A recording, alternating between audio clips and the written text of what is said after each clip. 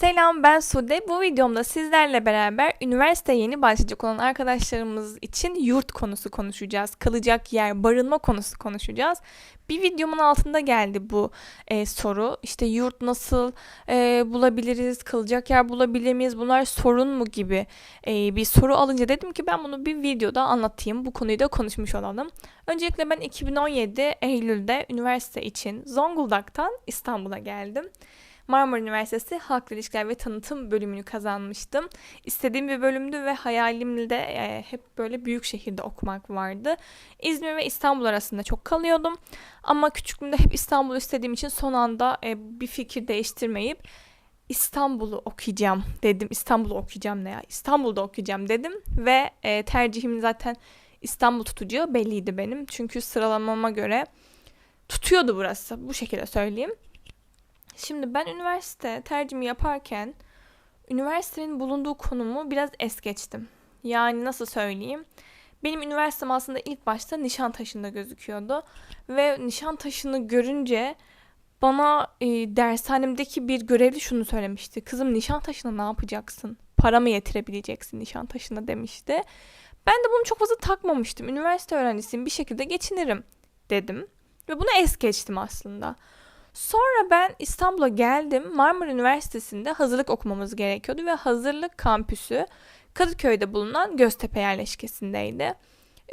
Konum çok iyi. Yani metrobüse, ulaşım yerlerine çok yakın bir kampüsten bahsediyorum.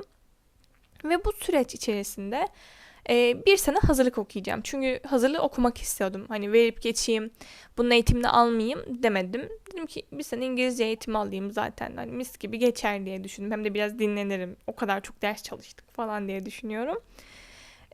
Benim şöyle bir avantajım vardı. Benim İstanbul'da abim yaşıyordu. Ancak abimin yaşadığı yer çok uzakta. Avrupa yakasında ve benim okulum Anadolu yakasında. Şimdi ne olursa olsun şunu diyorsunuz. Benim orada kafamı sokabileceğim bir yer var. Çünkü abimin evi evet çok küçüktü. Hatta 1+0'dı ama orada ben onunla beraber kalabilirim. Bunun rahatlığı oldu. Sonra şöyle bir şey oldu. KYK yurtlarına başvurdum. Kredi Yurtlar Kurumu'nun Kredi Yurtlar Kurumu bir de doğru konuşabilsem. KYK yurtlarına başvurduğumda işte size böyle hemen sonuç açıklanmıyor.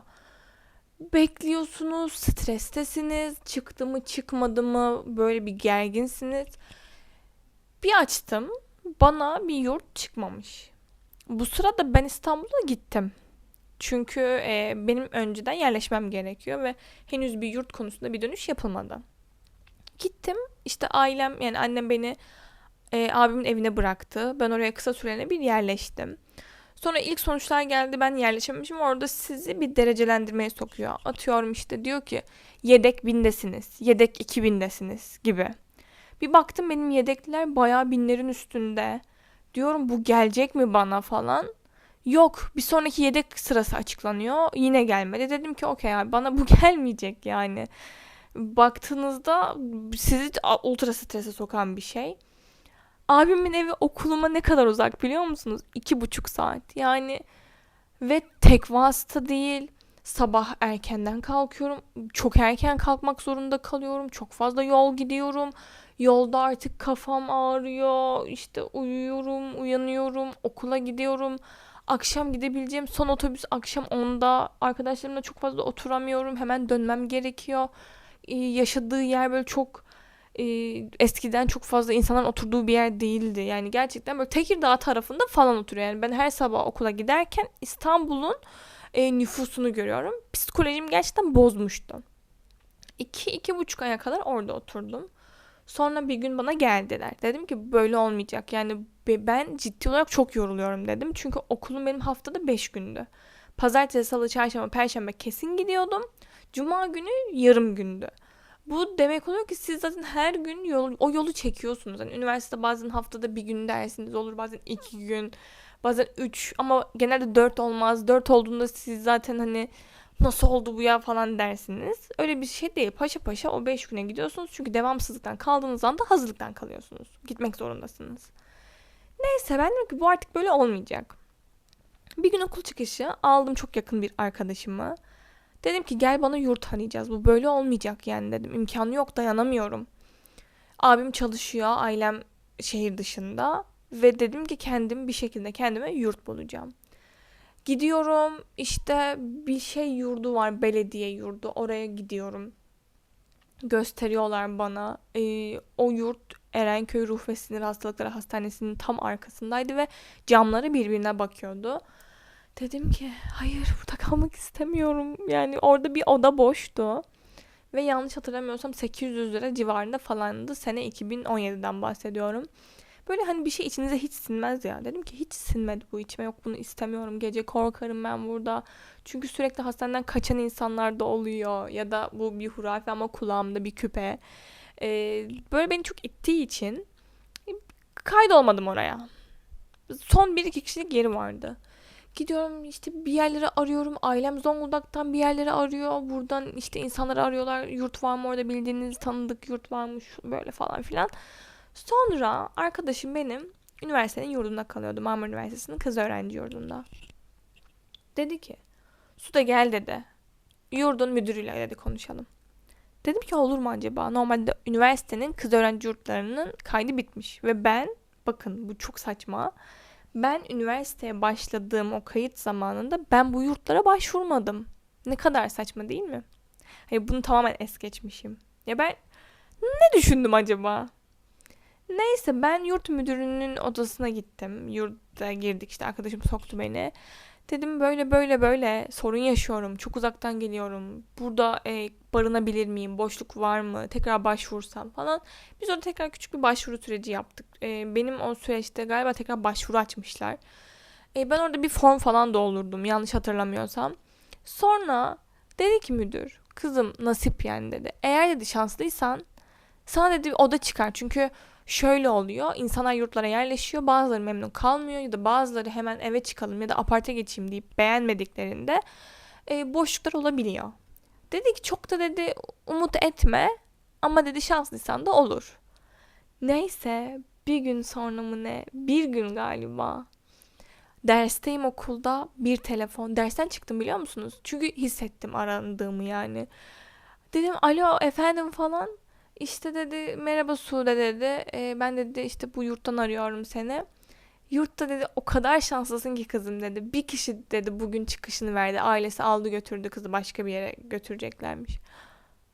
Dedi ki bütün evraklarını hemen gün içinde teslim et. Benim sevincimi anlayabiliyor musunuz şu an? O kadar sevindim ki çünkü okulun içinde, yerleşkenin içerisinde yurt. Yani derse gitmem, kapıdan çıktıktan sonra 2 dakika.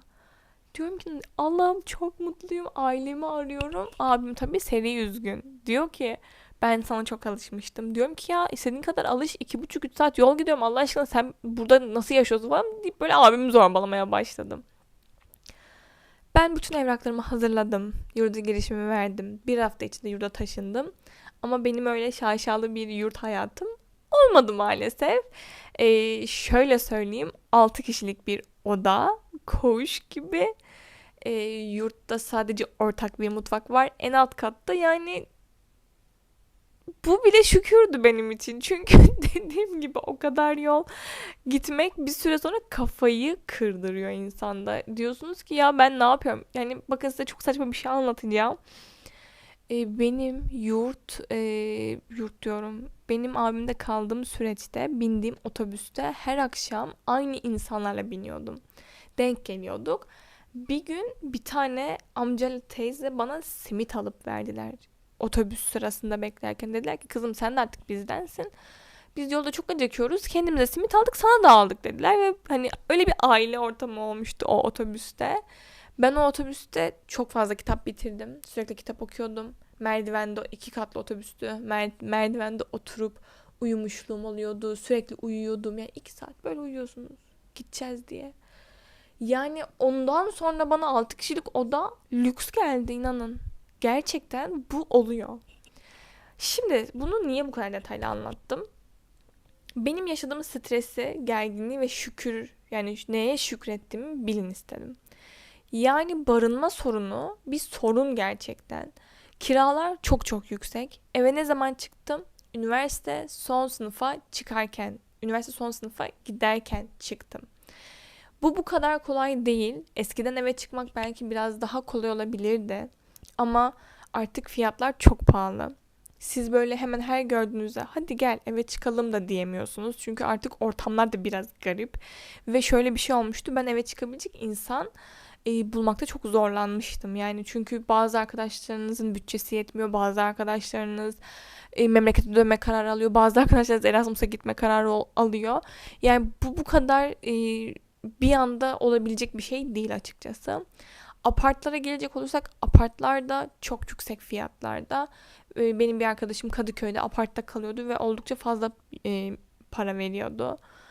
Mesela benim yurdum akşam ilk başlarda 10'da giriyorduk. Bir sene sonra 11'e çıktı o. Bir sene sonra 11.30'a çıktı yanlış hatırlamıyorsam.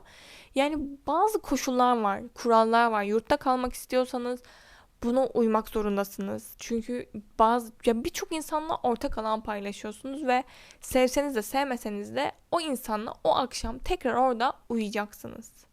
Aynı odada uyuyacaksınız.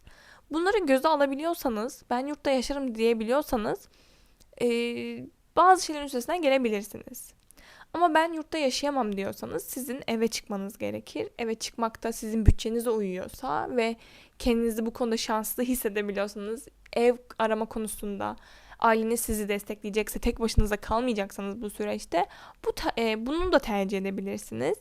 Ama böyle her şey toz pembe değil. Bunları unutmamanız gerekiyor. Bu kadar detaylı anlatmamın sebebi de yaşadığım o stresi anlatayım ki bir şeyleri karar verdikten sonra bu niye böyle oldu demeyin diye.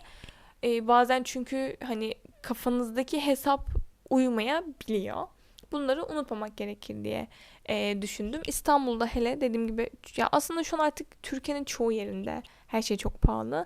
Özel yurt fiyatları konusunda bir bilgim maalesef yok. Şu an bildiğim kadarıyla da eli yüzü düzgün evler konumuna göre 24-25 binden başlıyor.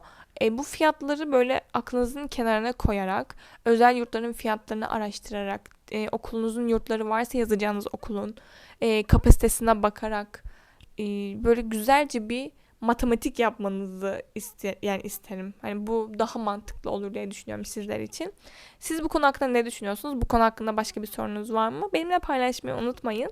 Daha farklı böyle konular konuşalım istiyorsanız o fikirlerinizi de benimle paylaşabilirsiniz. Bir sonraki videoda görüşmek üzere.